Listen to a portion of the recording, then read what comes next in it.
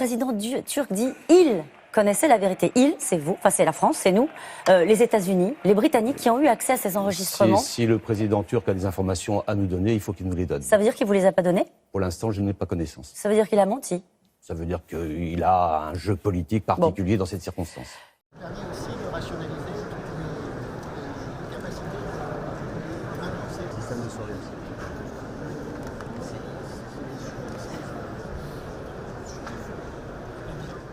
Et ça n'est pas parce qu'un dirigeant dit quelque chose que je suis censé réagir à chaque fois. Et donc je ne vous répondrai pas. Değerli milletvekili arkadaşlarım, kıymetli misafirler, sizlere en kalbi duygularımla, hasretle, muhabbetle selamlıyorum.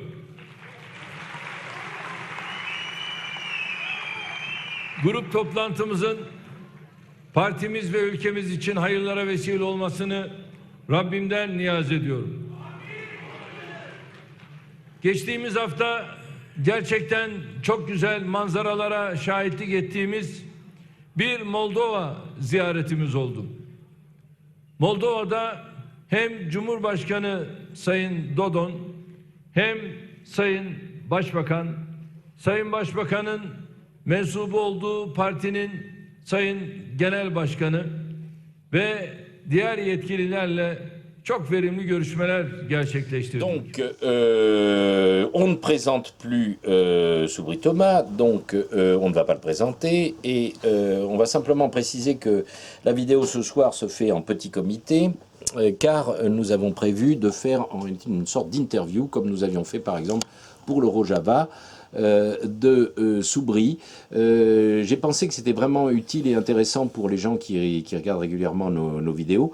Au fil de plusieurs discussions que j'ai eues avec Soubry ces derniers temps, relativement à ce qui se passait, évidemment dans le cadre des pays qui intéressent notre série, notre grande saga de la stratégie du chaos, parce qu'il y a un personnage qui émerge en ce moment au fil des événements et qui est au cœur de l'actualité, y compris en ce moment, et qui est Erdogan.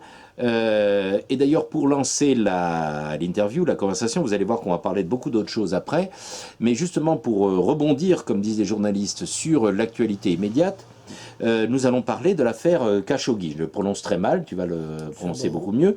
Et vous allez entendre, vous allez découvrir, grâce à Soubry, qui est quand même très très bien informé de toute cette affaire, que cette affaire Khashoggi en cache plusieurs, et qu'au cœur de toute cette affaire, nous avons le petit camarade Erdogan et les projets faramineux qu'il nourrit pour sa propre personne, pour ses proches et pour la Turquie elle-même. Donc, quid de Erdogan, Ben Salman, Fethullah Gülen, Khashoggi et compagnie. Première petite question en rapport à qu'est-ce qui se passe, qu'y a-t-il dans la tête d'Erdogan? Alors, il y a 2 ou 3 jours, il y a eu une polémique entre Le Drian, le ministre des Affaires étrangères français, et le ministre turc au sujet de Khashoggi. Khashoggi, c'est K-H-A-S-H-O,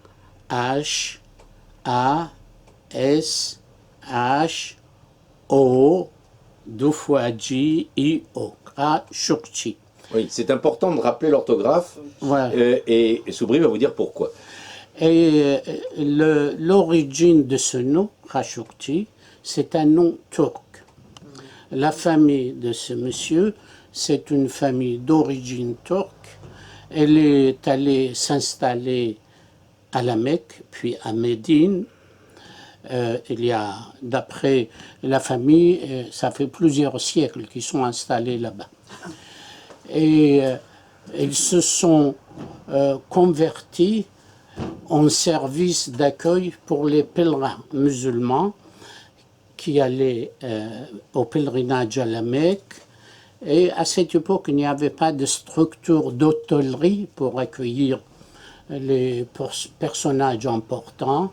La famille Khashoggi, elle possédait des villas ou des maisons confortables qu'on mettait au service des riches pèlerins.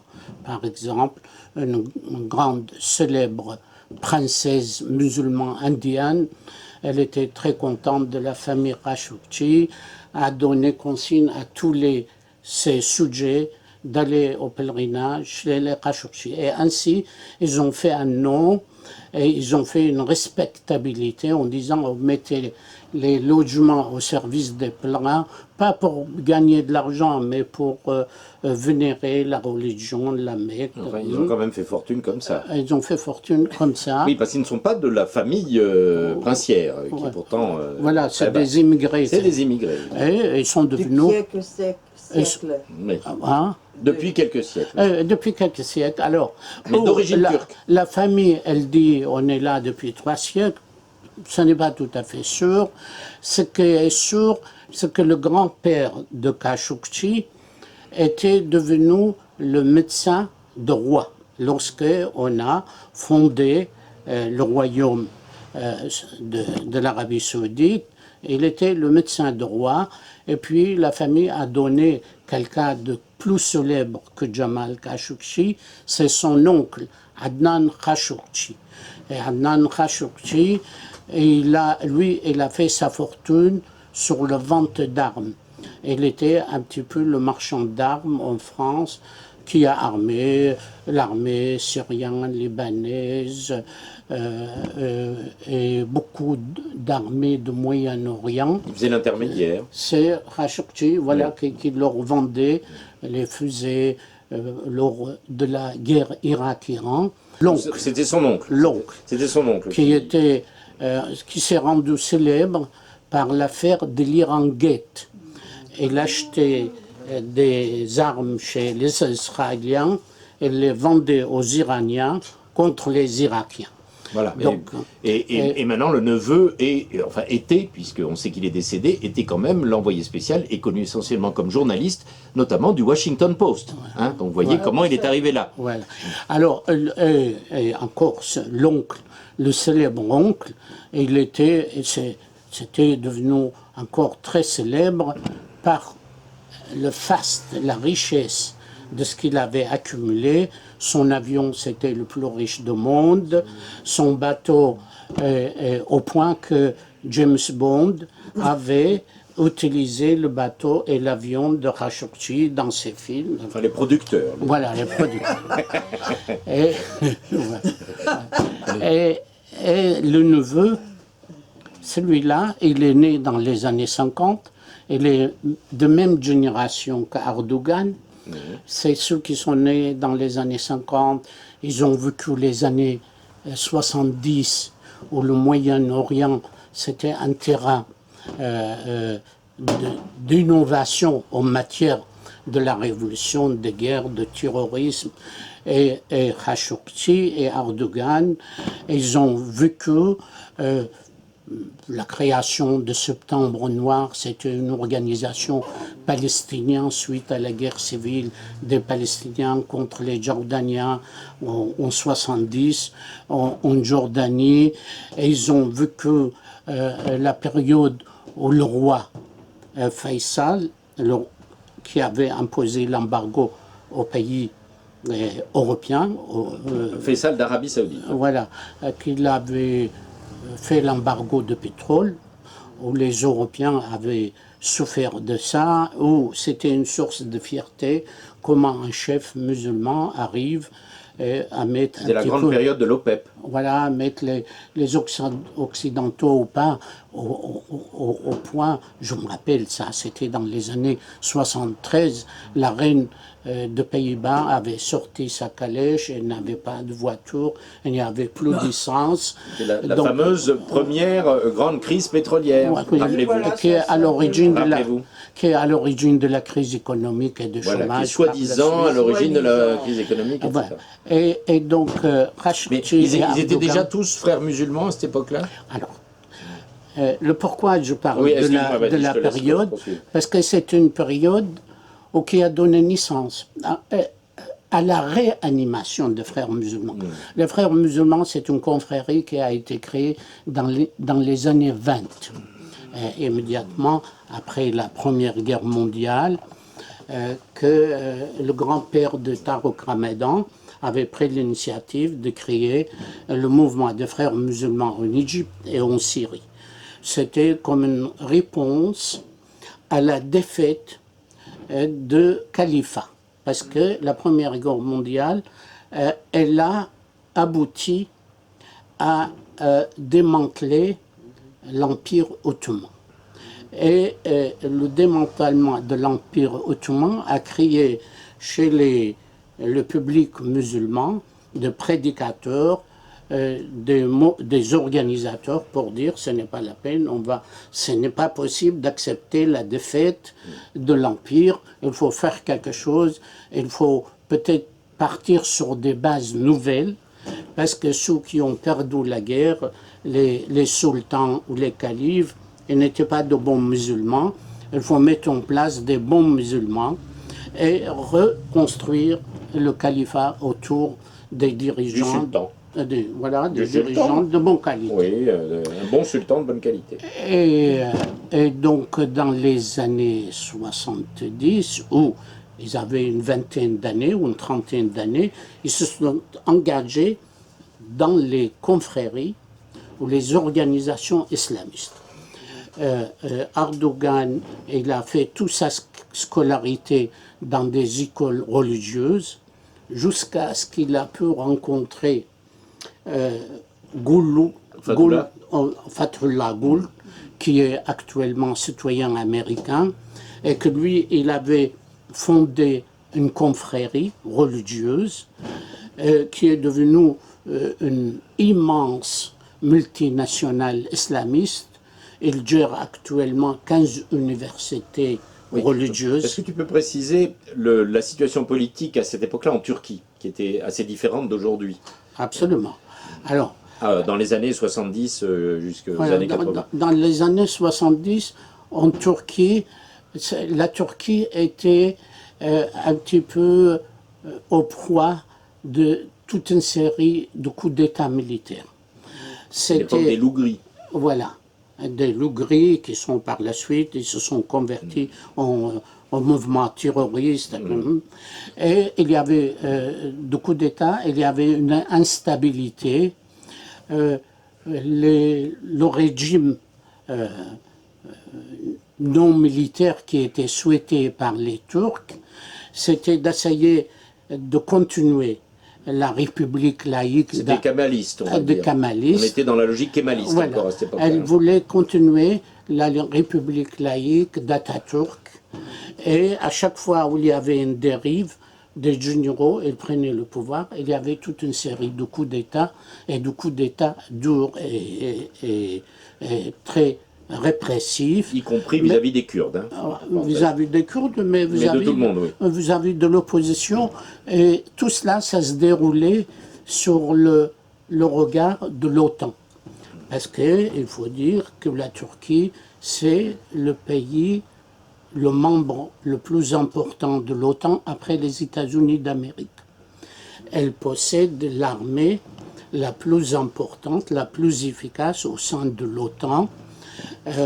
Immédiatement après les États-Unis d'Amérique, les Européens, ils s'accrochent à la Turquie, ils ne veulent pas la lâcher, puisqu'ils pensent qu'elle a une armée, qu'elle a l'efficacité. Et l'armée turque a participé à la guerre de Corée aux côtés des Américains. Les Américains avaient apprécié la participation de l'armée turque. Elle représente à peu près 1 million d'hommes aujourd'hui dans différents domaines de l'armement, mer, terre et aviation.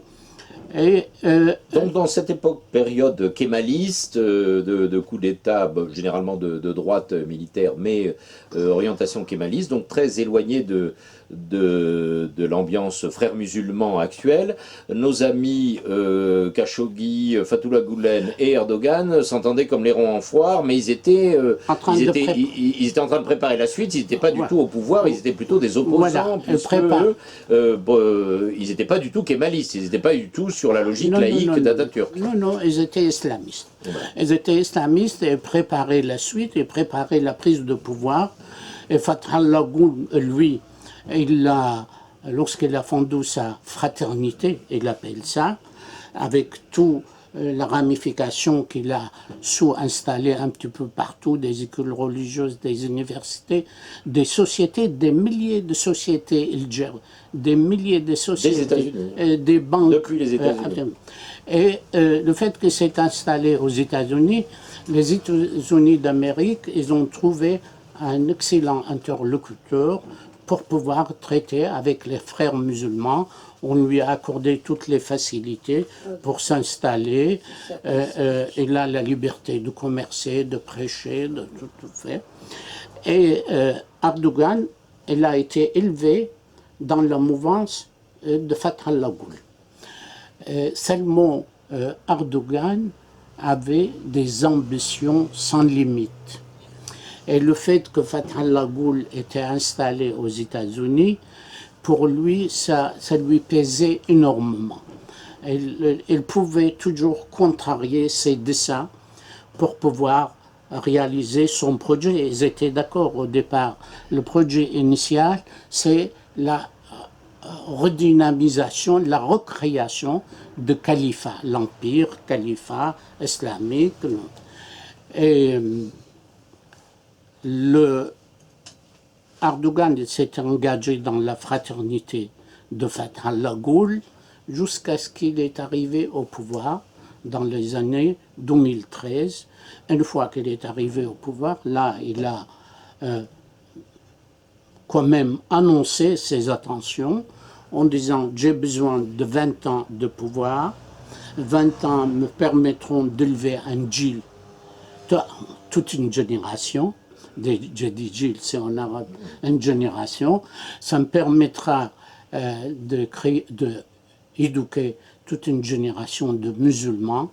Et une fois que j'ai éduqué une génération de musulmans, après, je déclarerai le califat ou l'empire islamique et je pourrai compter sur eux. Et là, il y a eu un petit peu contradiction entre les visées de Fethullah Gülen et les visées d'Erdogan qui devient plus personnel, moins général et collective, ce qui explique l'affaire de coup d'État que nous avons vu, observer en 2015. C'était en 2015 Juillet 2015, je crois, juin ou juillet, oui. Et là, Erdogan, c'était la rupture avec son gourou. Il l'a accusé de vouloir organiser un coup d'État contre lui. Il a éliminé 150 000 militaires et gestionnaires d'État. C'est peut-être pas faux. Peut-être. L'autre, il avait des ramifications chez les juges, chez les militaires, partout.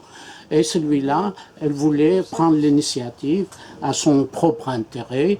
Donc, il a fait beaucoup de bruit autour de son coup d'État. Et jusqu'à maintenant, il y a des dizaines de milliers de personnes en prison, tous accusés d'être les supplétifs, les complices de Fethullah Gülen. Cependant, Jamal Khashoggi, qui est un petit peu son acolyte, mais lui, il agissait en Arabie Saoudite. L'acolyte de Erdogan. Parce qu'ils étaient dans la même mouvance. La même mouvance frères musulmans. Voilà, la même mouvance frères musulmans. Et lui, il observait ce qui se passait en Arabie Saoudite, essentiellement, et puisqu'il a été désigné ou nommé comme conseiller de chef de service de renseignement de l'Arabie Saoudite, un certain Turki Faisal, le 8e fils du roi Faisal.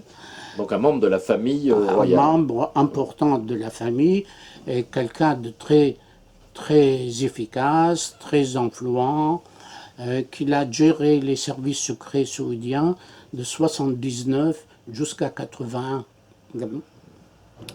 Et il avait nommé Jamal Khashoggi, le dit journaliste, conseiller de chef de service de renseignement.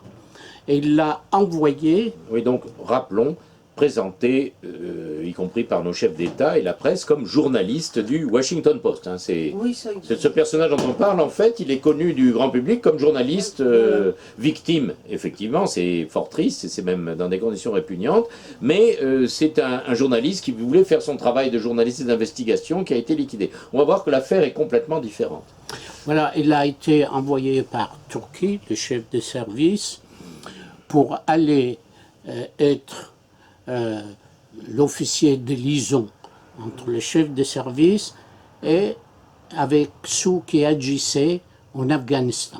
En l'occurrence, avec Ben Laden et avec les 3 autres fondateurs d'Al-Qaïda. Il y avait un Palestinien, un Égyptien, et Ben Laden, le Saoudien, et Jamal Khashoggi. On montrera des documents Voilà. que tu vas montrer. Oui. On les mettra Voilà. sur la vidéo. Voilà. Et Jamal Khashoggi était l'agent de liaison entre les services saoudiens et Al-Qaïda durant une dizaine d'années. Et vous verrez dans la vidéo où il était armé avec son anti-char, avec Ben Laden, pendant toute cette période.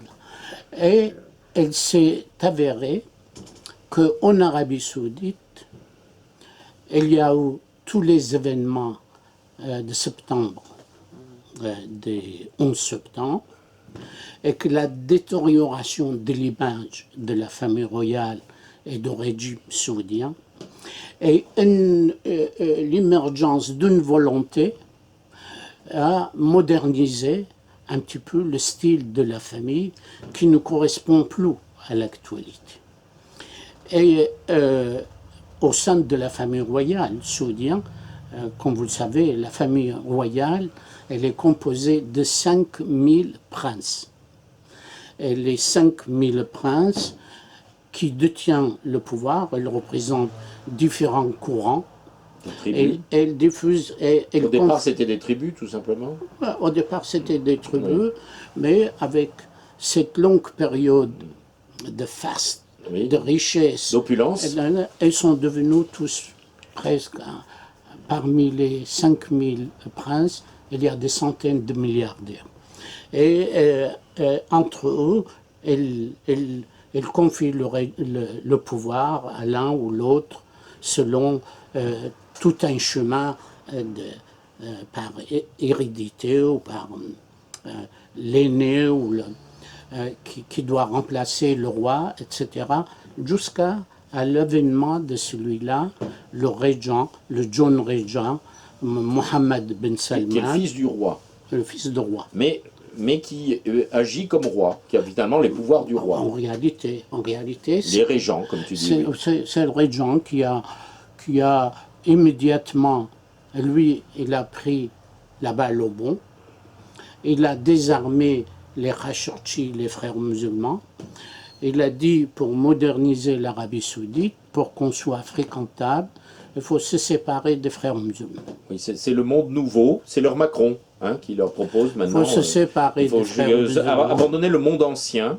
Et donc, c'est la version saoudienne, de Macron, c'est MBS. Voilà. Ouais. C'est séparer des frères musulmans et essayer de moderniser la société. Et pour se séparer des frères musulmans, il a commencé par limoger contre 4 célèbres prédicateurs, tous ceux qui y mettaient les fatwas, qui justifiaient le 11 septembre, qui justifiaient les attentats, qui justifiaient l'armement et le financement de Daesh, les grands prédicateurs, il les a mis à l'écart. Il a déclaré, d'abord, il a soutenu Sisi en Égypte pour évincer les frères musulmans de pouvoir en Égypte, ce qui a rendu Jamal Khashoggi malade parce qu'il pense que son pays n'avait pas à ouvrir contre un régime de frères musulmans en Égypte. Et il a commencé à prendre ses distances à l'égard du régime, puisqu'il dit le régime en Arabie, maintenant, elle devient l'ennemi des frères musulmans. D'où ces articles critiques dans le Washington Post.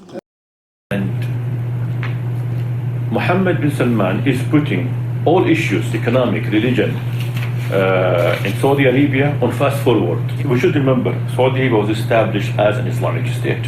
It was established by the sword of religion. It's on the flag. Yes, it was never a secular state. It was always ruled by Sharia. It is the last country on earth that is ruled by Sharia. We used to brag about that. Mohammed bin Salman is maybe he came to settle this issue. We don't know yet how, but he is trying to settle this issue.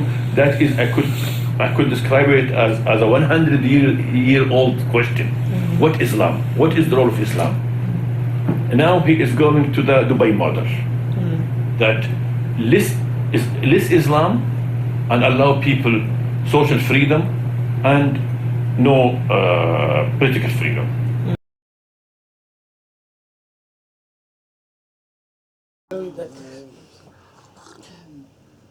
Voilà, d'où les prises de position, Voilà, prises courageuses, de distance, comme diraient nos journalistes, ouais. courageux, courageux, et critiques, et tout ça, c'est la volonté, comme disent toujours nos journalistes, d'éviter les dérapages qu'il y avait eu avec la famille, avec nos amis saoudiens, qui avaient donné, entre autres, Ben Laden. Ça faisait quand même désordre, ça. Ouais. Il fallait arrêter. Voilà. Et donc, jusqu'à au mois de août, même au début octobre, avant sa mort ou sa disparition. On ne sait pas s'il est mort ou non, mais jusqu'à avant sa disparition. Oui, a priori, il est bien mort. Hein. Oui, ouais. On ne sait jamais, oui, tu as raison. Où est le cadavre? Oui. Je ne sais pas. Ben, on aurait soi-disant découpé en petits morceaux, mais tu as raison, c'est encore ce qu'on nous raconte, mais comme toute l'histoire est un conte, comme Babou le racontait, Soubry, il est peut-être même toujours vivant. On ne sait pas, puisque l'affaire... On va nous taxer de complotisme, enfin bon, on est face à des comploteurs quand même. Toute l'affaire de consulat, il s'avère que lorsque le régent Ben Salman a arrêté les milliardaires parmi ses cousins, elle les a mis dans un hôtel, elle leur a mis le marché en main. Vous allez me verser une partie de votre fortune, puisque vous êtes devenu milliardaire sur le dos du royaume, ou vous me payez, ou je vous garderai en prison. Alors ils ont tous craché, et entre autres l'émir, le prince, qui est en réalité un petit peu franco-saoudien, le propriétaire de George V, et qu'il est le propriétaire de parc de loisirs, comment il s'appelle? Disney Astérix Disney? Non, Park Center. Ouais, non, Center Park. Le plus célèbre parc de loisirs dans le Val-de-Marne, là. C'est Disney. Ouais, le Disney lui appartient. Euro Disney. Euro Disney, ouais, tout ça. Donc c'est un milliardaire, lui, il a donné beaucoup pour sortir. Et il a payé beaucoup. Le Harari au Liban aussi, apparemment. Oui, oui, mais... comme déjà, on est obligé de raconter beaucoup de choses, on va parler d'Hariri. Hariri, c'était un petit riche par rapport aux, oui, c'était un petit joueur dans la bande, qu'ils ont payé. Mais il appartient à la famille. Il appartient au sens où il est client. Il est sous la domination de tous ces gens-là. Il n'appartenait pas à la famille. Mais Hariri, c'est un Libanais, lui. Oui. Voilà. Il a travaillé en Arabie Saoudite, il a fait sa fortune là-bas. Elle est venue s'installer en France et elle avait pris un part de marché dans la construction et puis on l'a emmené au Liban pour faire de la politique. Mais c'était un entrepreneur. Et revenons à nos amis voilà, donc, Ben Laden. On va revenir à Erdogan, rassurez-vous, voilà, sous peu. Voilà. Et, alors, oui, vas-y. Parce que pourquoi l'histoire d'Erdogan et le cadavre est un petit peu difficile à avaler, puisque Erdogan, il était informé de toutes les tractations avec Khashoggi. Khashoggi, l'Amir Talal, le milliardaire qui habite Paris, il lui avait proposé de créer une grande chaîne satellite arabe qui sera présidée par Jamal Khashoggi et qui fera concurrence à Al Jazeera, à CNN, à tout ça. Et lorsque le régent Mohammed bin Salman a senti le projet, il l'a mal accepté. Il a demandé au ministre de la Culture saoudien d'interdire à Jamal Khashoggi d'agir comme journaliste en Arabie Saoudite. Et donc, elle s'est retirée. Heureusement, il y avait le Washington Post. Voilà. Donc, elle s'est pliée sur ses bases arrière. Et le Washington Post lui a donné un poste. Il est devenu donc journaliste à Washington Post. Mais Erdogan le soupçonnait. Il sait qu'il est frère musulman comme lui, mais du fait qu'il y a une session chez les frères musulmans, il y a sous de l'obédience de l'Arabie Saoudite qui veut faire son cheminement ailleurs, et il y a la tendance à Erdogan qu'elle est plus fidèle à ses rêves de réinstaurer le califat, et il soupçonnait que Jamal Khashoggi avait des accointances avec Fathallah. Et il a appris que lorsque Jamal Khashoggi est allé au consulat à Washington pour obtenir des documents de papier pour se marier avec une Turque, Erdogan, ou le service d'Erdogan. Elle-même manipulée par Erdogan. Elle le savait que là-bas au consulat, on lui a dit tu n'as pas le droit d'obtenir tes papiers ici. Si tu veux des fiches d'état civil, il faut retourner en Arabie Saoudite ou trouver un autre consulat qui soit disposé à te fournir ces documents. Erdogan, il était au courant, donc il l'a encouragé de venir en Turquie, puis c'est son camarade dans le mouvement de frères musulmans, le président de la République. Il est allé, surtout, c'était pour se marier avec une Turque, qu'elle est liée au service d'Erdogan, au service secret de l'État turc. Vous commencez à voir la réalité de l'affaire. Et pourquoi Erdogan, on va revenir à Erdogan dans cette histoire. Et cette fiancée, Khadija, elle l'a accompagné le jour où il est allé au consulat et il lui a confié une montre de la marque Apple ou je sais pas quoi, en lui disant on va écouter tout ce qu'on va te poser comme question, les services ils sont informés, d'où les enregistrements qu'ils ont publiés. C'est les services secrets turcs qu'on lui a donné les moyens d'enregistrer les soi-disant conversations lors de l'interrogation au centre de consulat. Et puis, sa fiancée, lui, il avait laissé deux numéros de téléphone quand même à la fiancée, en disant, voilà les numéros de conseillers du président Erdogan, s'il y a un problème, tu vas les prévenir. Et elle les a prévenus quelques temps après. Et puis Erdogan, il dit, on ne sait pas où il est, on ne sait pas ce qui se passe. Et puis il a dit, nous avons des informations comme quoi on l'a tué. Alors, on peut peut-être résumer.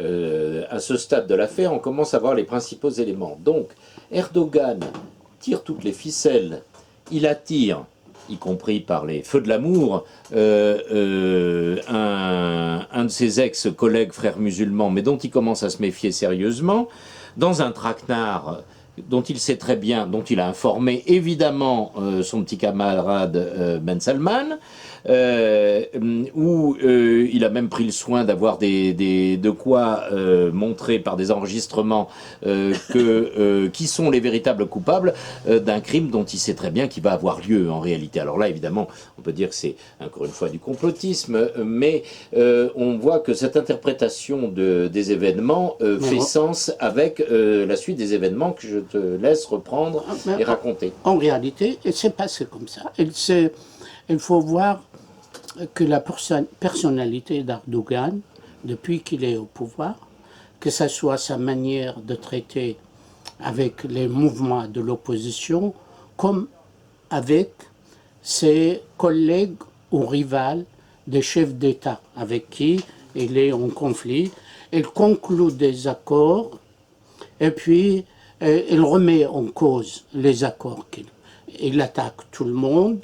Son attitude à l'égard des chefs d'État européens, elle est pratiquement incroyable. On lui a refusé de faire des meetings électoraux au sein de la communauté turque en Allemagne. Pendant les élections, lors des précédentes élections. Voilà, il a accusé Merkel et les dirigeants allemands des fascistes. Il a encouragé des activistes à ne pas voter pour elle. Et même à faire pression et à effectuer des actions violentes. Voilà. Alors, il est... Y compris sur le territoire allemand. Absolument. Et aux Pays-Bas, c'est la même chose. Dans beaucoup de pays, il a fait la même chose. En France, la ville de Lyon, c'est une ville conquise pour l'immigration turque, frères musulmans. Il va falloir prévenir Colomb, comme il est assez mal renseigné. C'est pratiquement incroyable ce qui se passe à Lyon. Incroyable. Donc revenons, parce qu'on a encore pas mal d'autres choses à raconter. Donc, il y a Erdogan organise en fait toute l'affaire. Voilà, alors comme une personnalité. Parce qu'il va jouer un billard à 3 bandes que Soubry va vous expliquer, voilà. Et en sorte de faire d'une pierre 3 coups. Parce que contre Trump, parce qu'il n'a que des ennemis de toute façon, mais c'est vrai, il n'a pratiquement aucun allié, ou à chaque fois, les ennemis de ses ennemis, donc des alliés de circonstances qui changent au gré des péripéties. Donc c'est une affaire de billard à 3 bandes et où il va faire d'une pierre 3 coups, puisqu'il va taper sur Ben Salman, avec lesquels il n'est pas spécialement en bon rapport, sur Trump aussi, sur les Américains, pour les raisons Fethullah Gülen, etc., et sur ses adversaires occidentaux d'une manière générale, d'une certaine manière aussi, évidemment contre ses opposants en Turquie, d'une certaine manière contre ceux qui lui font concurrence donc dans le cadre de l'islamisme ou du projet de califat, et y compris contre les Iraniens d'une certaine manière. Donc parce qu'il n'a que des ennemis. Donc là c'est un joli coup qui explique le discours qu'il a fait l'autre jour en révélant tous les secrets qu'il connaissait depuis longtemps, et pour cause, puisque c'est lui qui a tout organisé, y compris en fuitant auprès de MBS, son petit camarade, sans le lui dire, pour l'encourager à envoyer ses hommes de main pour l'opération qui maintenant est connue de tous. Alors, c'était une bonne aubaine pour Erdogan, cette affaire de Khashoggi.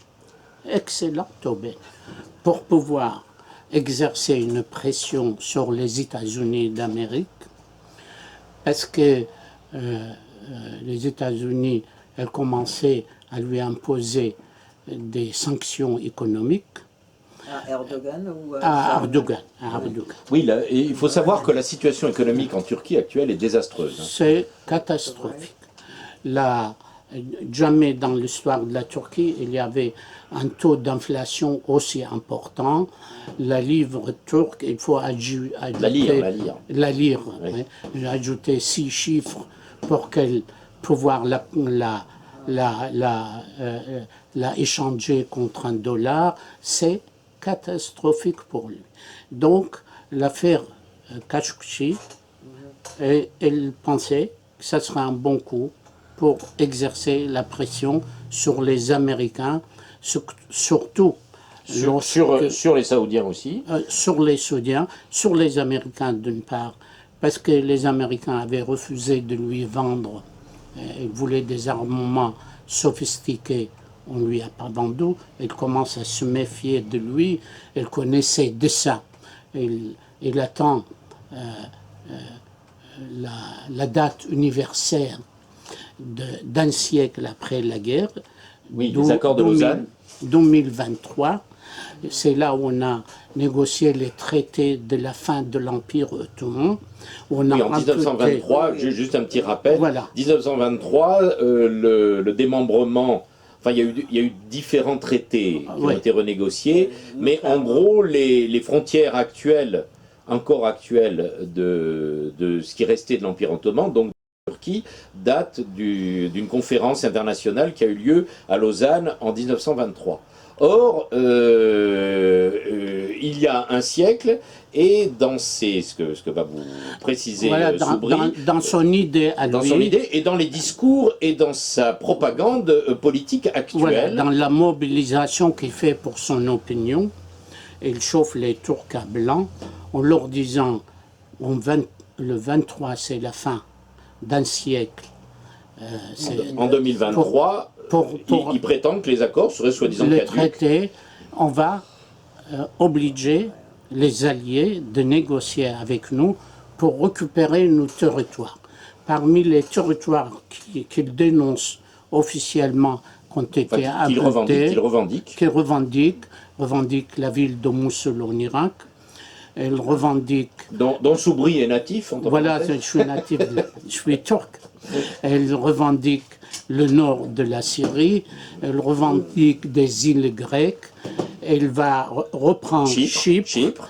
Il revendique... La moitié. Non, mais il a déjà la moitié, la totalité. L'autre moitié, il la revendique.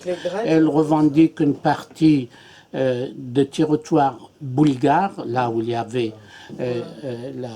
les citoyens de l'Empire, et il revendique la Crimée. Les Tatars, ils sont d'origine turque, ça lui appartient. Et pour pouvoir instaurer le califat, avec tout ça, donc les Américains et les Européens, ils n'ont plus confiance en lui, et ils refusent de l'armer comme ils le souhaitent. Je t'interromps juste une seconde. Ça, ce que vous dit Soubry, c'est dans la presse turque, c'est des discours même parfois qui sont publiés. C'est pas seulement, ça passe à la radio quand il intervient. Vous avez, dans la presse turque, il y a des relations d'intervention publique, de meetings électoraux ou autres de Erdogan, où il vous explique tout ce que vient de vous dire Soubry. Hein, c'est pas du tout des élucubrations ou de la spéculation. C'est pas seulement ce qui se passe dans la tête d'Erdogan, c'est ce qu'il annonce publiquement. Voilà ce que sur les radios. Dans la presse, ce qu'elle dit dans ses meetings, ce que la presse reporte de ses discours, elle prépare les gens à cela dans sa tête. Surtout, il y a, comme on vient de dire, qu'il y a les traités de Lausanne, mais en réalité, il y a 5 ou 6 traités. D'abord, pour mettre fin à la guerre, c'était le traité de Versailles. Et le traité de Versailles prévoyait la création d'un État arménien qui englobait toute l'Arménie, un État kurde, et des choses comme ça, que Atatürk avait rejeté. Et Atatürk a mené une guerre pour la libération de la Turquie en disant les Occidentaux veulent démanteler totalement la Turquie. Et la guerre, lorsqu'on dit la première guerre mondiale, ce n'est pas fini en 18, ça a duré jusqu'au 23, parce qu'il y avait la guerre de Balkans, la guerre en Grèce, et c'est... En Russie aussi, parce que pendant une courte période, les puissances occidentales, dont les Français, ont fait la guerre aux soviets et ont essayé de remettre les Blancs au pouvoir. Hein. C'est un autre sujet, mais donc c'est pas totalement terminé. Donc il y avait toute une série d'accords, il y avait la conférence de Gênes, et puis la 12e conférence de Lausanne, où Atatürk il est venu négocier et il a exigé qu'il ne fallait pas évoquer la création d'un grand État arménien ni d'un État kurde. C'est ainsi qu'il a enlevé ce chapitre des traités de Versailles et lui, il mobilise sa population en disant carrément, il dit au peuple turc, le droit, c'est la force. Sans la force, on ne peut pas imposer le droit. Nous, en 23, on sera forts. Bon, cela dit, il n'a pas tort, hein, parce que c'est la leçon de l'histoire, entre parenthèses. Voilà. Hein, mais... On sera en 2023 très forts, parce qu'il vient de construire le plus grand palais au monde, où il y a 1000 pièces dans son palais, où il a fait Hein? À Ankara, à Istanbul, ou est-ce qu'il a fait ça? À Istanbul. À Istanbul. Oui, il faut le voir. ça. Et là, elle vient de créer le plus grand aéroport au monde, qui lui accueille 3 millions de voyageurs en même temps. Elle vient de créer, de mettre la pierre pour la plus grande mosquée au monde, qu'elle sera à cheval sur le Bosphore. Elle vient de créer un tunnel pour relier l'Asie et l'Europe, 3 étages. Il dit les Anglais, Français, ils se moquent de nous, ils ont un misérable tunnel, nous on fera 3 étages. Elle vient de... Donc elle voit tout en grand, et même dans son palais, le palais blanc, la Maison Blanche, il a habillé ses gardes comme à l'époque de l'Empire ottoman. Ils ont le même tenue. Il a réinstauré l'hymne national du califat d'avant la guerre. Et il a décidé de former tous les petits Turcs à une éducation religieuse. Elle dit chaque année, il faut qu'il y ait 1,5 million de Turcs soient éduqués d'une façon religieuse dans les écoles religieuses. Et il a réinstauré l'alphabet ottoman, parce qu'Atatürk avait aboli la langue dite osmane, qu'on appelait la langue osmane, et il avait adopté l'alphabet européen. Et Atatürk, il réinstaure la langue, l'hymne, les machins. Erdogan.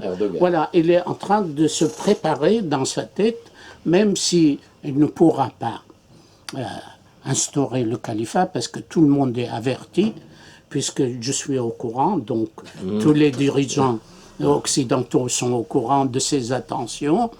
Seulement, lui, il a mal accepté l'attitude de Ben Salman, le régent qui est venu contrecarrer ses projets de califat.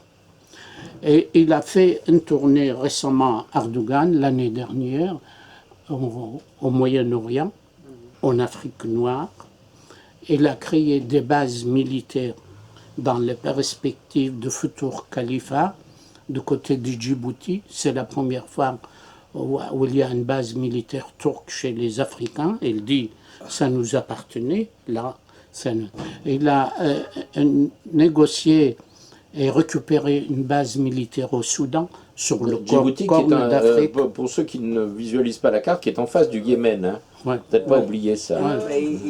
C'est l'autre côté du détroit. Voilà. La France a vendu il y a 5 ans une partie du port chinois. Donc oui, elle s'installe, elle revendique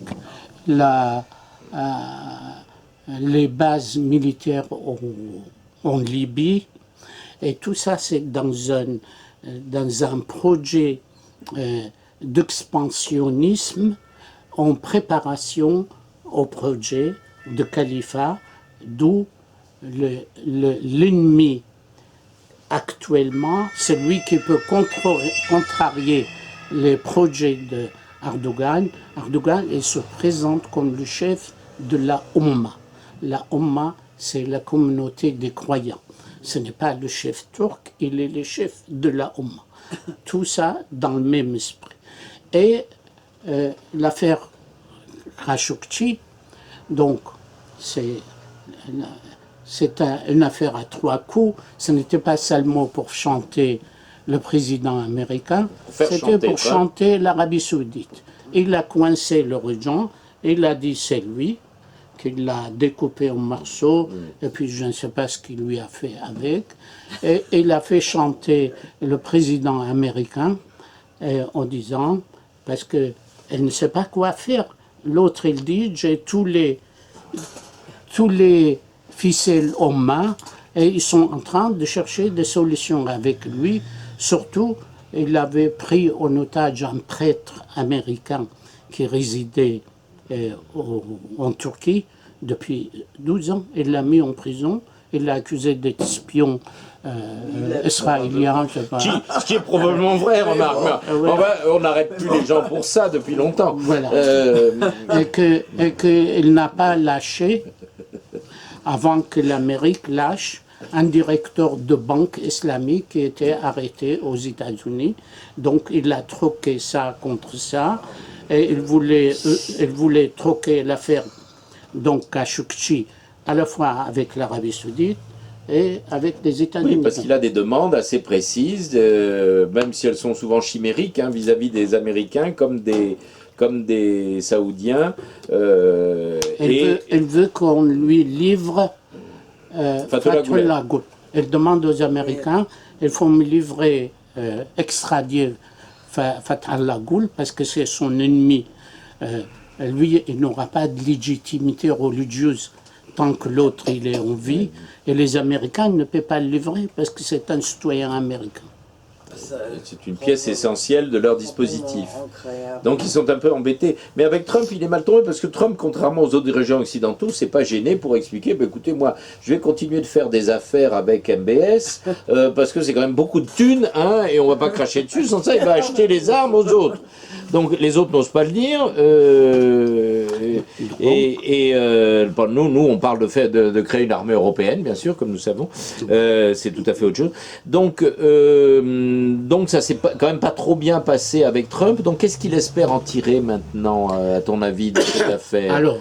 Parce qu'il insiste lourdement, oui, quand même. Alors, il est allé voir les Russes pour leur dire les Américains ne vont pas me vendre des fusées intercontinentales et je vais acheter le S-400. Il fait chanter les Américains avec l'achat d'armements sophistiqués russes. Il se rapproche des Iraniens pour dire nous sommes des frères musulmans, on ne va pas vous laisser souffrir des embargos américains. Et il demande... Il profite des circonstances actuelles, alors que c'est quand même un ennemi juré des Iraniens. Hein, voilà. Il n'a que des ennemis, mais enfin, entre autres, les Iraniens. Voilà. Alors, elle demande à Trump de ne pas imposer à la Turquie l'application de l'embargo sur l'Iran. Ainsi, il aura gagné l'amitié des Iraniens. En échange. Voilà. Et que lui, il continue son commerce. Il y a toujours les bases américaines, quand même. Oui, bien sûr. Bien sûr. Ils sont toujours là. Mais d'où il a tout cet argent pour ces constructions faramineuses? Est-ce que c'est les impôts ou est-ce que c'est les il l'a plus, justement, c'est ça le problème. La Turquie, comment est devenue riche?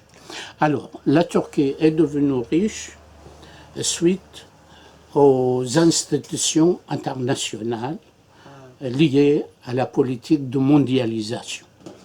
En 2001, il y a une grande crise économique aux États-Unis où les Américains, comme les banques, devaient sortir des capitaux. Vous vous rappelez lorsqu'il y a eu la faillite où les Américains... C'était 2008, ça. Il y a 2001, il y a eu plusieurs crises. Il y a 2001 et 2008. Oui, okay. Erdogan, il a profité de deux crises. La Banque mondiale... Il y a eu mondiale, 2012 aussi, mais enfin bon, on va parler de celle qui est la dernière en date. La Banque mondiale lui a prêté à peu près 400 milliards de dollars. Les Américains et les banques pensaient que Turquie, c'est un pays émergent. Il y avait la possibilité de travail, tout au moins de placer cet argent. Et donc on va lui prêter. Il a développé les PME en Turquie, mais surtout il a construit d'immenses buildings comme dans les Émirats arabes. Et il a fait d'Istanbul une ville moderne, mais tout ça, c'est des infrastructures non productives. Et en 2008, il y a eu aussi un développement de l'industrie locale, à la même époque, quand même assez important. Oui, donc il y a eu de l'argent pour investir. Parce qu'il avait beaucoup, il a eu beaucoup de crédit pour la développer. Oui, hein. Il a été évidemment, considérable. Il y a une sorte de plan 400 Marshall, milliards, si vous voulez. C'est un petit peu Oui, ce qu'on a et eu. il y a, à cette époque-là, il y a aussi beaucoup de Turcs en Allemagne qui sont venus Oui, Oui. pour il y a la ça. petite industrie. il y a ça aussi. Oui. Mais depuis 2001, depuis 2008, les prêts ils sont arrivés à terme. Et Erdogan, il n'a pas à rembourser. Il n'a pas les moyens de rembourser. Donc, il négocie des échéances pour pouvoir repousser ce fardeau. C'est pratiquement impossible. Troisièmement, je ne sais pas si j'ai dit premièrement, deuxièmement, mais C'est pas grave. c'est que Erdogan a nommé son gendre comme ministre de Finances en Turquie. Et son fils, c'est le directeur de la banque ou de commerce. Les conseillers économiques, ils ont dit à Erdogan, pour éviter la catastrophe de l'inflation, il faut augmenter le taux d'intérêt. Le taux d'intérêt. Et lui, comme il est le calife des califes, il est le chef de la Oumma, il a dit, mais c'est contraire au principe de l'islam.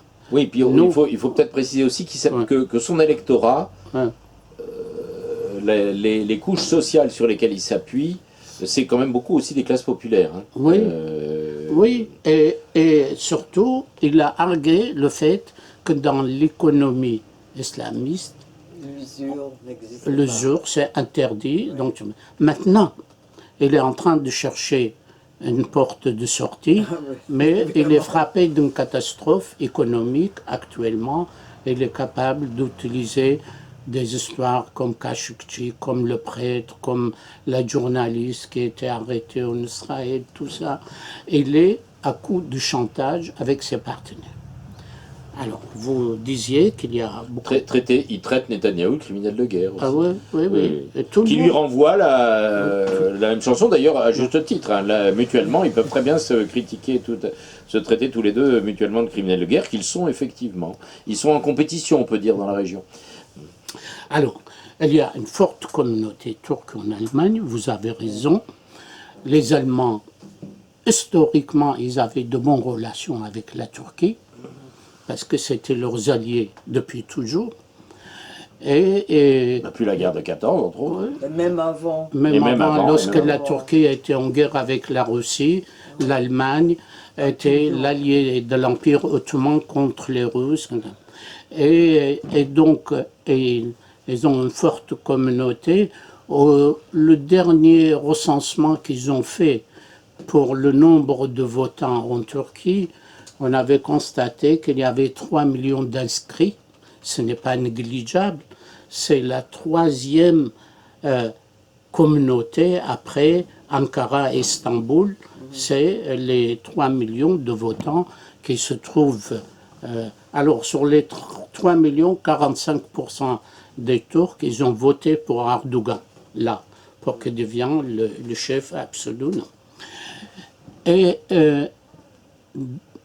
dans ces discours, lorsqu'il chauffe sa population, en leur promettant la création de califats nouveaux, il dit « on a une arme fatale sans égale, c'est l'immigration. Si l'Europe ne veut pas de nous, parce qu'il ne veut pas nous intégrer dans le Conseil de l'Europe, eh bien nous, on va avoir les Européens par une forte communauté qui sont installés dans ces pays. » C'était justement la chose à ne pas dire en Allemagne. Pourtant, elles le savent. Madame Merkel et ses services le savent pertinemment. Elles savent qui sont les projets d'Erdogan avec la communauté. D'ailleurs, elle a négocié avec lui pour l'autre aspect de l'immigration, c'est-à-dire pour qu'il retienne les immigrants non turcs, les non turcs qui sont chez lui ou alentour. 3 milliards, je ne sais pas si c'est par an ou pour une période de 10 ans. Ça, c'est les accords qu'on a passés, que Merkel en particulier a passé avec lui. C'était pour la première période, parce qu'elle pensait que ça allait bien passer, et elle voulait reprendre encore, parce qu'elle était demanderesse de 3 millions. Ça, on va peut-être en reparler lors de notre prochaine stratégie du chaos, parce que ça va faire partie du vaste tour d'horizon que nous ferons de la question des mouvements de population, migrants et migration. Voilà. Néanmoins, il a une ramification en Europe très importante, en Allemagne, en Belgique, en France, à Lyon, comme dans les autres pays européens. Et quand même, je ne peux pas m'empêcher de vous dire, j'ai vu un reportage qui a été filmé.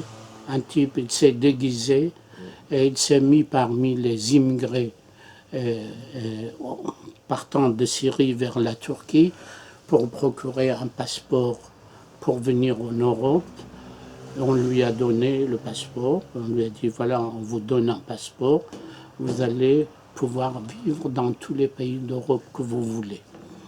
Mais on compte sur vous.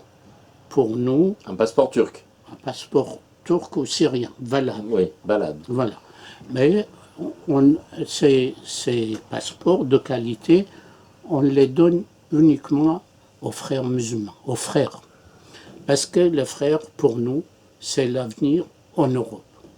Un bon frère à Paris ou à Berlin, il vaut 70 fois mieux qu'un frère en Turquie. Voilà. Pourquoi Berlin? Parce que le plus grand mosquée en Allemagne, c'est à Munich. Oui, mais en Allemagne. En Allemagne. Non, mais c'est très important parce que Munich a la plus grande communauté des Turcs et le plus riche. Le plus riche. Et aussi quelques élus. Mais ils ne sont pas forcément, d'après ce que j'ai compris, ils ne sont pas forcément tous enthousiastes vis-à-vis d'Erdogan, les Turcs là-bas. C'est plutôt le contraire. Ils se sont d'abord bien intégrés en Allemagne et ils ont une forme de modernité qui aurait tendance à les éloigner des frères musulmans plutôt que le contraire. Sauf pour les mariages, si ce n'est plus le cas. C'est plus le cas?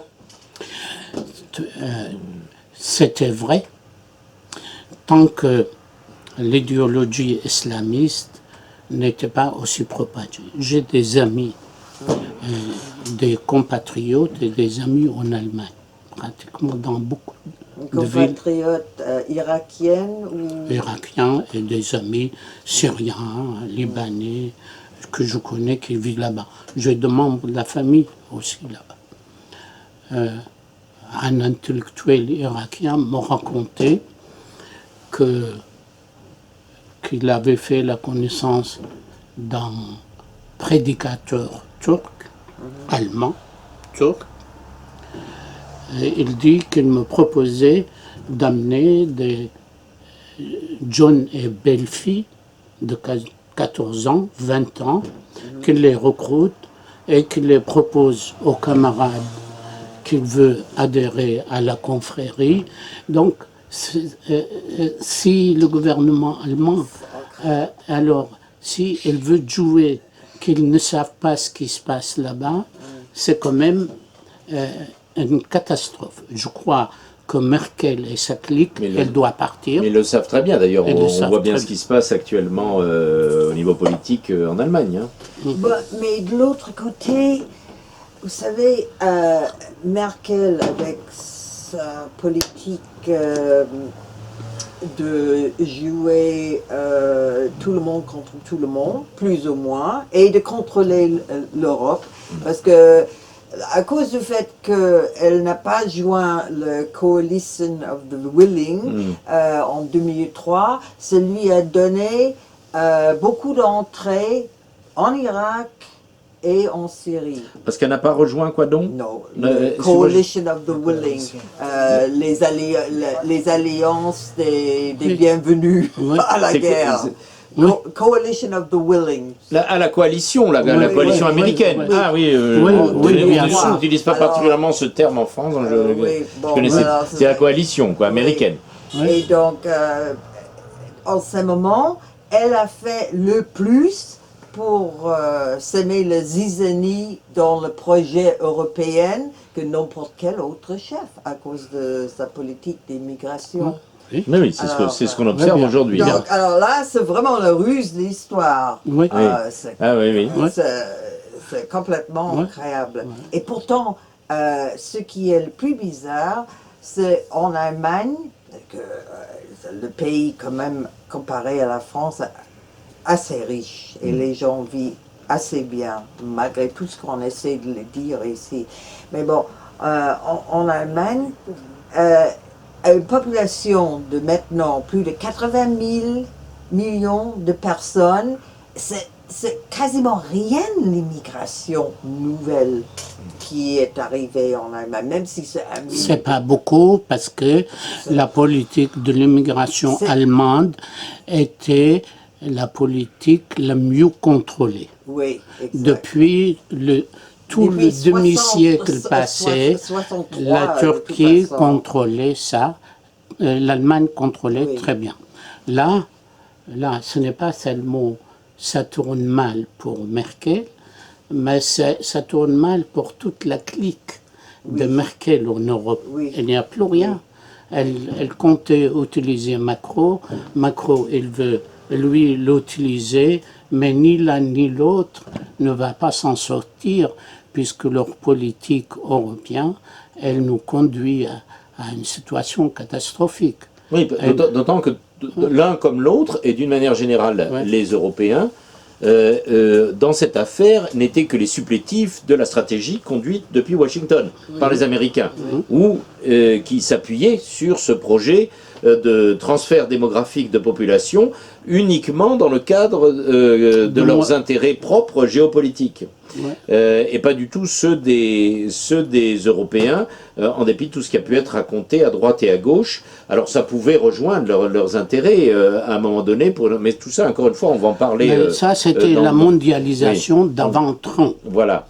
La mondialisation que les démocrates faisaient marcher l'Europe, l'Allemagne, tout ça, pour mondialiser le monde. C'est arrivé, et là c'est limite, ça ne marche plus. Et au contraire, nous sommes devant des difficultés d'éclatement plus qu'autre chose. Oui. Là, est-ce que tu veux conclure? Après, on a peut-être... moi, j'ai 2-3 questions à te poser, mais conclusion. Donc, nous avons fait un petit tour d'horizon de ce qui se passe dans la tête d'Erdogan, qui n'a rien de mystérieux. Comme tu le rappelles, ce que tu dis peut paraître surprenant, parce qu'on entend assez peu de commentateurs, soi-disant experts géopolitiques, en France en tout cas, expliquer les choses aussi clairement que tu viens de le faire. Et là, ça va m'amener à la question que je voulais te poser.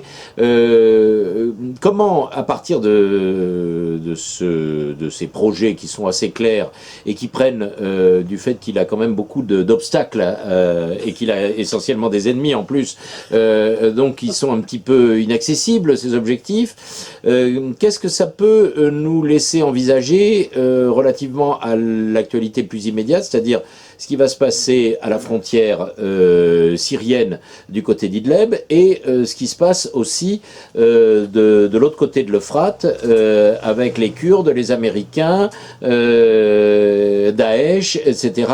Donc dans cette fine stratégie de long terme qui doit l'amener en 2023 à rétablir le califat sur toutes ces zones, en réalité, qu'est-ce qu'on peut imaginer comprendre de ce que fabrique actuellement Erdogan en passant des alliances qui changent assez souvent, mais on a compris pourquoi, y compris avec les Russes en ce moment sur Idleb, avec les Américains ça bat pas mal de l'aile de l'autre côté de l'Euphrate.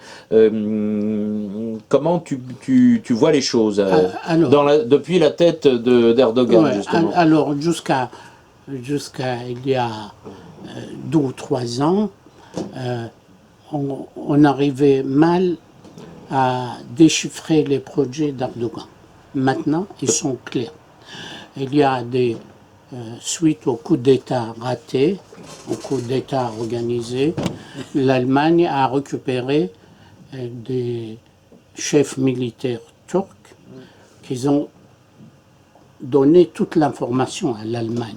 Oui, beaucoup sont allés en Allemagne. Ils se sont réfugiés. Oui, il y a au moins 38. Oui, il y a beaucoup d'officiers réfugiés là-bas. Il y a d'autres qui sont allés tout simplement pour apporter aux Allemands les fous projets d'Erdogan. Ils ont informé Merkel. Qui elle-même a informé évidemment la CIA. Oui, ils ont informé besoin. Oui, c'est vrai. Les services de renseignement. Les services de renseignement américains sont les services de renseignement allemands. Oui, et réciproquement. Ils les ont informés combien des centaines de milliards Erdogan a investi dans le projet d'occuper la Syrie.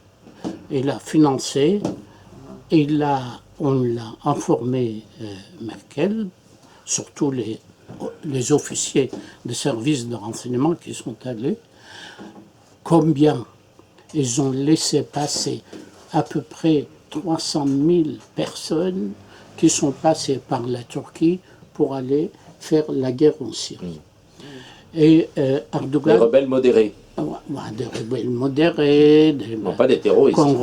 Qu'on recrutait partout, tout à travers le monde. Ils ont fait venir des gens de Philippines, d'Amérique latine. Oui, mais c'était pour la bonne cause, c'était pour aller combattre l'horrible tyran Bachar. Donc, c'était des gars bien. C'était des gars bien. Et tout ça, c'était avec la bénédiction des services de renseignement turcs qui leur facilitaient l'entrée, qui leur facilitaient l'acheminement de l'armement, qui leur donnaient de l'argent. Et le projet Erdogan sur la Syrie est en train elle est au point d'échouer. Oui, il y avait aussi l'aspect pétrolier, où il récupérait pas mal de thunes au passage. Alors essentiellement, le califat de Mossoul, essentiellement, a été créé pour gérer le trafic de pétrole et de gaz. Ils avaient occupé les puits de pétrole de Syrie. 80% de pétrole syrien, c'était Al-Baghdadi qui le vendait aux Européens. Via les Turcs. Via les services turcs. Le pétrole irakien, il passait. Il réalisait $1 milliard par jour de pétrole irako-syrien, où les services de renseignement turcs géraient tout ça. Tout ça est en train de partir. Ce n'est pas sûr que Erdogan il s'accroche un petit peu à un morceau de terre, là où à côté d'Idlib, mais son projet est échoué. Sa situation économique, c'est le fiasco. Il commence à faire croire à sa population, dans des déclarations officielles, que lui, en tout cas, puisque les Américains, les Européens, ils sont méchants avec lui, il va intégrer le nouveau regroupement des 5 États qui vont faire face à l'Amérique, qui sont la Chine, la Russie, l'Inde, et que le porte-parole de cet organisme, il a dit à Erdogan, non, vous n'êtes pas le premier candidat qu'on va accueillir. Nous, si on veut accepter quelqu'un du Moyen-Orient, ça sera l'Égypte. Donc, il est complètement cerné. Et de fait qu'il est cerné, il a démontré au cours des années passées qu'il a la capacité d'être très pragmatique. La crise qu'il a provoquée avec les Israéliens, c'était très spectaculaire. Il a fait croire au monde musulman qu'il était le défenseur des Palestiniens. Et il s'est investi dans une action de militants farfelus pour un bateau, machin. Et lorsque les Israéliens lui ont tapé sur les doigts, d'abord il les a insultés, il leur a parlé, il les a traités de fachos, de machin. Puis après, il a accepté.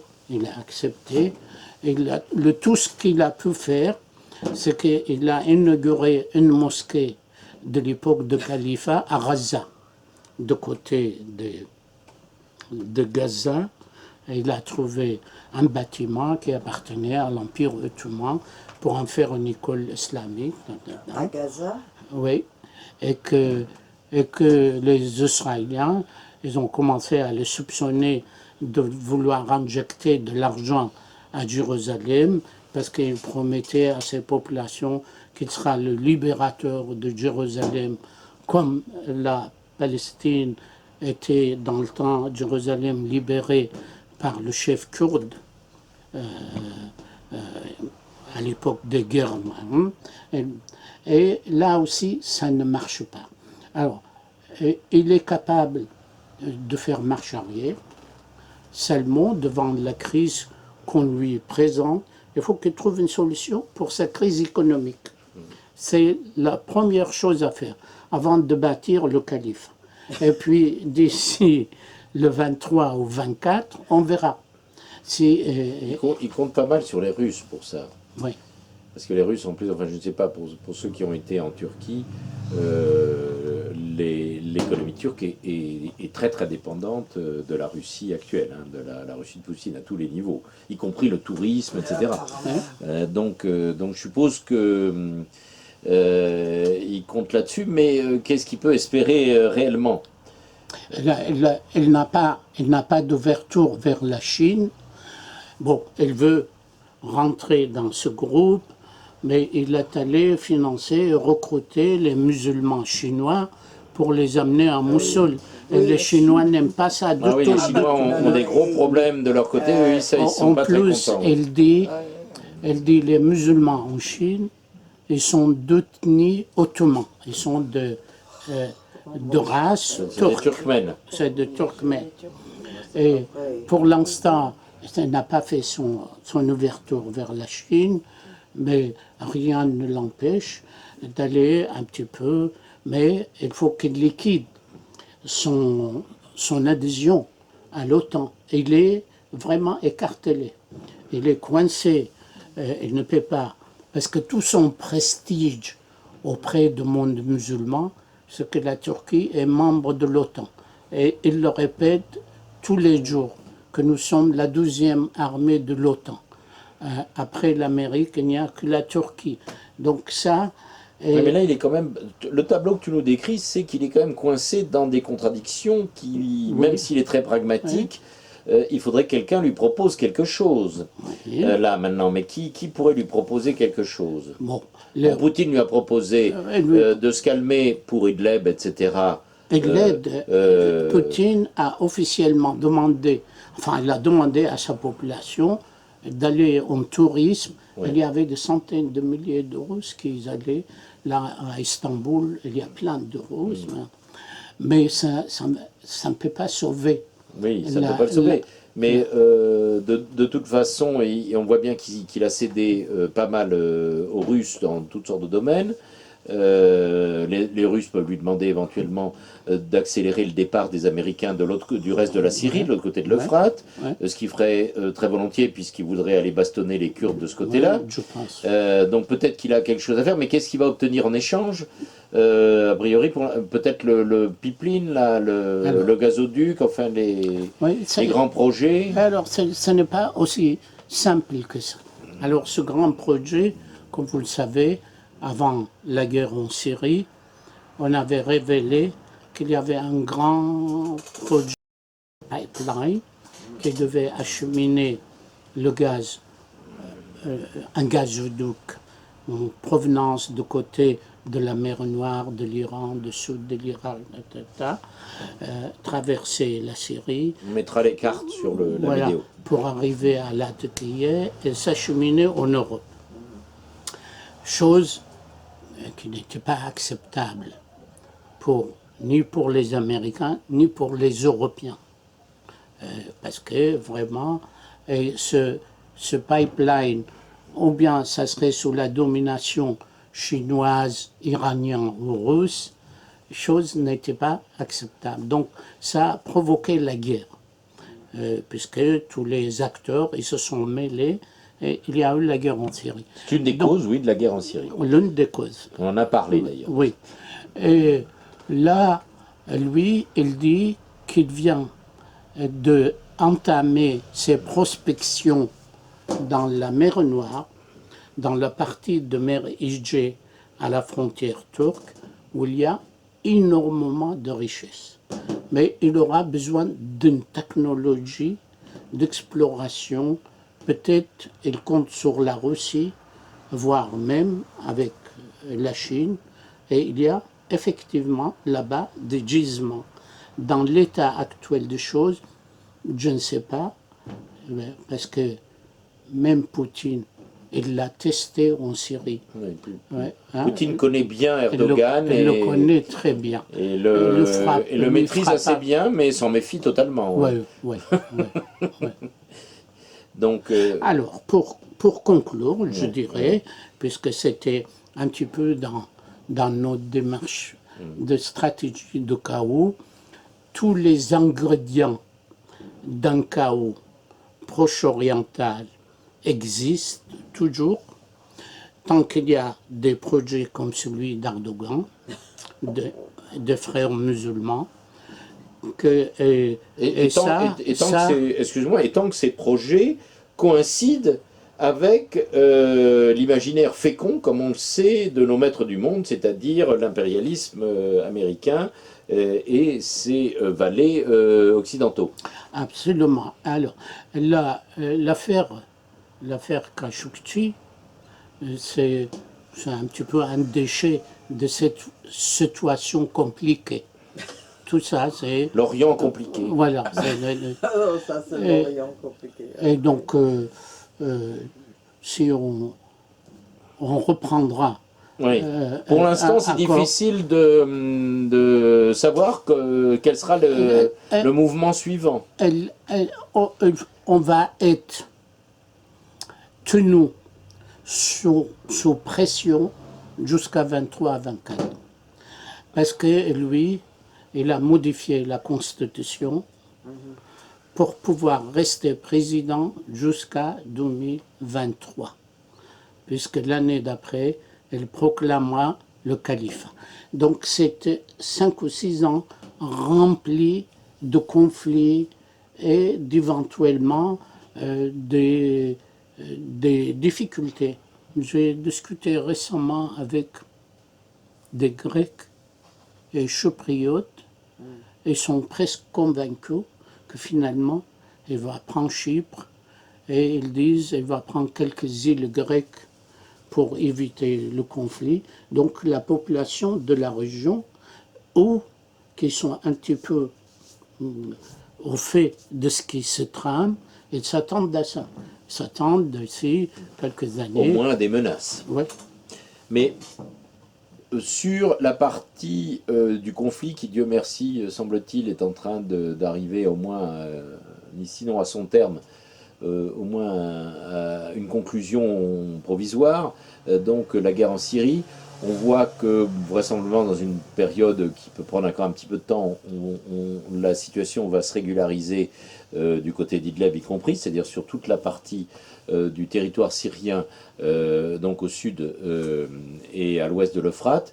Alors maintenant, quid de l'étape suivante, où on sait très bien que, en tout cas, les Syriens, le gouvernement syrien, Bachar, et probablement les Russes avec lui, tiendront à ce que l'intégralité du territoire syrien soit rétablie, son unité et son intégrité.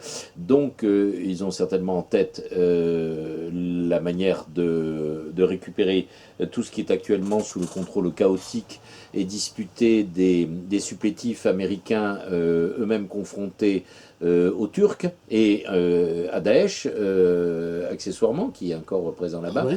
Alors, est-ce qu'on peut imaginer que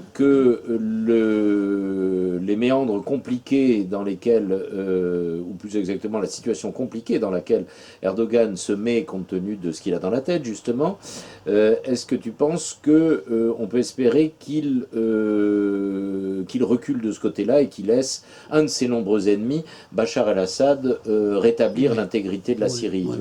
Est-ce que de toute façon, est-ce qu'il a le choix? Oui. D'ailleurs, ça commence même à lâcher dans ses discours en disant on n'est pas contre Bachar, préparer les esprits. Je pense... D'autant qu'on va avoir d'autres ennemis bientôt. Voilà, je pense là-dessus, elle va lâcher sur la Syrie. Je pense qu'il n'est pas le seul coincé. Il est le plus coincé Oui. actuellement. Même l'Amérique est coincée en Syrie. La Russie est coincée en Syrie. Mais je pense que c'est lui qui a les cartes en main, plus que Il a la les capacité autres. de nuisance, en tout cas. Qu'il a les cartes en main pour faire aboutir un projet, c'est Poutine. Oui. Et Poutine, il obtiendra la libération de la totalité Oui, du en même temps, territoire. Poutine s'appuie syrien. sur probablement le diplomate le plus intelligent, le plus brillant et le plus compétent actuellement au monde, qui est Lavrov, et qui a manœuvré de manière assez remarquable ces dernières années Oui, dans toute cette affaire. et puis il est en train de faire comprendre à Trump Oui. qu'il n'a pas intérêt qu'on arrive à un conflit plus compliqué là-bas, et que si Trump il veut exercer ses pressions sur l'Iran et conserver l'Arabie saoudite. Il y a d'autres endroits où il peut le faire. Oui, il y a d'autres endroits où il peut le faire. Et pour Trump, il ne va pas lâcher l'Arabie saoudite. De toute façon, apparemment, Trump a bien compris d'ailleurs, Ouais. intelligemment, que ça coûtait beaucoup moins cher de mettre en place des sanctions, Ouais. et que c'était à peu près la seule chose à Ouais. peu près efficace, en tout cas dans ce qui peut être son projet concernant la guerre contre l'Iran. Ce qui restera, il y aura toujours, même s'il y a une issue négociée sur la Syrie et un plan de paix d'ici 3 ou 4 ans, il restera toujours des questions non réglées et qui seront les questions de conflit d'avenir. Oui. Quoi faire avec les Kurdes? Erdogan a obtenu de la direction américaine récemment de faire pression sur le PKK. Et les États-Unis d'Amérique viennent d'offrir 12 millions de dollars pour la capture des 3 chefs actuels de parti kurdes Du PKK, de PKK. qui sont actuellement en Turquie. C'est tout qui dirige, ils sont sur tous les fronts. Et l'Amérique, elle a fait un cadeau, elle ne va pas les capturer demain, mais c'est un geste de bonne volonté, puisque Erdogan, il accuse tout le monde en disant « vous voulez démanteler mon pays parce que vous soutenez les Kurdes ». On lui dit non, on a mis le PKK sur la liste noire et on va arrêter ses dirigeants. Donc il y a des tractations en la matière. Mais lui, Erdogan, tant qu'il est au pouvoir, elle ne peut pas admettre l'idée de faire concession aux Kurdes. Et pour régler le problème kurde, ce n'est pas facile. Donc il n'a que Bachar comme moyen de s'en sortir, Oui, finalement. Absolument. Ce qui fait qu'il va s'entendre avec Bachar. ouais. Il a une petite base militaire turque à côté de Mossoul. Lorsqu'à Mossoul, on avait proclamé le califat, les chars turcs, ils sont venus s'installer en croyant, ça y est. Et il a une petite base, et elle quittera l'Irak, surtout c'est l'Iran qui contrôle un petit peu, qui supervise là-bas. Donc, à mon avis, elle va abandonner sa revendication en Syrie s'il a des garanties de côté américain pour ne pas encourager la création d'un État kurde. Le fameux Rojava. Voilà. Je renvoie nos fidèles spectateurs, auditeurs aux passionnantes petites conférences qu'on a tenues sur le prétendu Rojava. Bon, là-dessus, je ne sais pas si vous avez des questions à poser. Moi, j'ai posé mes questions. Je crois que c'était très instructif, hein, je pense, pour la plupart d'entre vous. Si vous voulez, qui est-ce qui organise la crise financière là, en Turquie actuellement? Il y a quelqu'un qui pousse? Ah bah, il n'y a pas besoin de la pousser. Là, elle est tout à fait Les spontanée. institutions financières internationales que lui réclament le remboursement. Et qui n'a pas remboursé. C'est comme toutes les crises du capitalisme tournent toujours à peu près sur le même type de contradiction. Nous avons eu... alors il y a celle dont on parle pas. Celle qui est peut-être la plus proche de la situation turque, c'est pas celle de la Grèce dont on a beaucoup parlé, mais c'est sans doute l'Ukraine, dont on ne parle pas du tout. Mais la dette ukrainienne est colossale pour toutes sortes de raisons qu'on connaît bien. Mais pour l'instant, il ne s'agit surtout pas soulever le problème. Donc curieusement, l'Ukraine, qui est complètement exsangue d'un point de vue financier et qui devrait normalement passer sous les fourches codines, vous avez peut-être remarqué qu'on n'en parle pas beaucoup, mais elle est dans une situation tout aussi catastrophique, et déjà depuis bien longtemps, avec très peu de perspectives, beaucoup moins de perspectives encore que la Turquie, d'avoir des moyens de rembourser un jour ce qu'elle doit à peu près tout le monde. La Turquie, eh bien, elle est très endettée, mais comme toutes les puissances aujourd'hui, comme vous le savez sans doute. C'est ça, c'est-à-dire qu'on lui réclame pour créer, on lui réclame instamment. Pour créer il les lui réclame parce que c'est venu à échéance, donc il ne peut pas faire autrement. La question, c'est pas qu'on lui réclame ou qu'on ne lui réclame pas, c'est qu'on n'en parle pas. Et qu'on n'en fait pas un conflit, un objet de conflit. Il y a toutes sortes de gens à qui on a réclamé des dettes pendant longtemps. La dette turque a atteint un niveau incroyable. C'est l'équivalent de produit national brut. Il avait emprunté 350 milliards, et puis après 300 milliards, c'est à peu près 1000 milliards, et il est dans l'incapacité de rembourser. Il faut sauver le soldat Erdogan, du point de vue de l'impérialisme américain, encore une fois, et du milieu bancaire international, pour des raisons géopolitiques, je crois, assez claires. Il y aurait, bien qu'on puisse se dire que c'est peut-être les mêmes, bien qu'il soit difficile à tirer au clair, qui étaient à l'origine du coup d'État manqué, ou du projet de coup d'État, ou peut-être de la mise en scène de coup d'État, difficile pour l'instant de tirer ça au clair, mais en tout cas, la problématique financière de la Turquie n'est pas un sujet d'actualité parce qu'on n'a pas décidé d'en faire un sujet d'actualité, mais elle n'a pas été suscitée ou stimulée par quoi que ce soit. Elle est factuelle. Ouais, on peut mettre le pays en faillite. Si on décide, on peut le faire. Mais les enjeux sont tels que, pour d'innombrables enjeux, que personne n'y a intérêt dans l'état actuel des choses. Voilà. Et ce qui explique que ce projet de califat peut continuer de mûrir jusqu'au centenaire de l'accord de Lausanne, et nous verrons bien. Là, c'est les rapports de force qui vont s'exprimer en ce moment. L'Iran, là-dedans, l'Iran, elle les laisse faire. Elle-même encourage Erdogan dans les rencontres en disant « Vous avez vu, on vous a prévenu qu'il ne faut pas faire confiance aux Européens. Vous vous êtes mis dans l'OTAN. Comment tu peux faire confiance ?» Donc, il le chauffe, il le pousse. Et tant qu'il y a un problème avec Erdogan, on les laisse un petit peu tranquilles.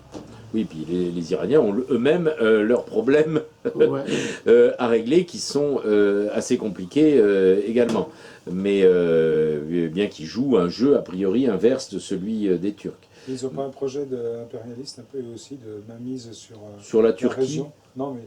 sur la région peut-être, je ne sais pas. Mais enfin, pour l'instant, ils ont surtout besoin de régler les problèmes immédiats qui leur sont posés par les Américains. Ils ont de la trouille de l'embargo. Ils font semblant que ça, ils s'en foutent. Mais ils ont de la trouille de l'embargo. Ils colonisent l'Irak. L'Irak, c'est une colonie iranienne. Là, madame me posait la question sur le nouveau Premier ministre. C'était un ami à moi.